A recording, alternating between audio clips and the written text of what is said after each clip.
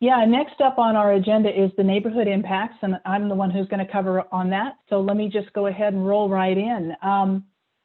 So the people who will be hardest hit by this project are probably the residents and the businesses immediately in the Brunswick area. To add to Jonathan's comments about water, there are more than 300 private wells in the mineral rights area and many more hundreds nearby that are at risk. Homeowners are deeply concerned about the possibility of their wells running dry or getting contaminated, and all of the cost and inconvenience that goes with that.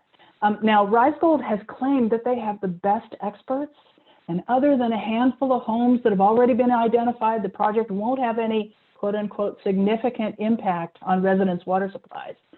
But here's the thing, they really can't promise that. We know from previous studies that the groundwater hydrogeology, the fractured rock hydrogeology in this area is extremely complicated, and the impacts to water quality and availability really are truly unpredictable. So we have no choice but to plan for the worst.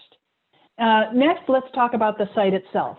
We're talking about putting a 122,000 square foot heavily industrial processing plant right into the middle of an idyllic rural residential community. The building itself will be so tall that the city of Grass Valley will have to buy taller fire ladders just in case, because this is taller than anything Grass Valley has. Now, Rise Gold's CEO, Ben Mossman, is really fond of talking about all the measures they're taking to contain sound levels inside the plant, but there's a lot more outside that he's not talking about. This is still going to be an industrial mining operation. There'll be new truck traffic up to 100 round trips a day, 7 days a week, 16 hours a day, constant construction noise for the first year and a half, grading and rock compacting to create engineered fill 7 days a week for 11 years. I can already hear the sound of backup beeps. There's another concern too. Rise wants to assure us that the noise and vibration from drilling and blasting won't be an issue for homeowners, and they're claiming, of course, that it won't be, put it into quotes, significant. And yet the noise and vibration that has already been a problem for local residents when Rise was doing its initial explorations. Several reports of complaints had been made, including one from a homeowner near the Brunswick site who was woken out of a sound sleep many times.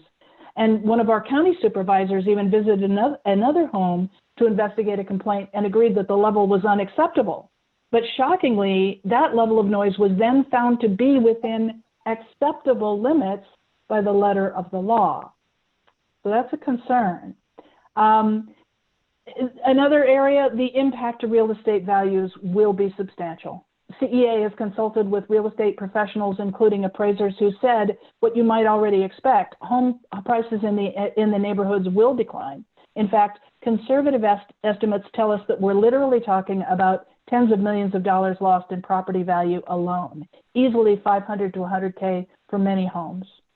So there's really no question in anybody's mind here. The peace and quiet that brought homeowners to this beautiful area will be shattered, and the investment they've made in their homes is at risk.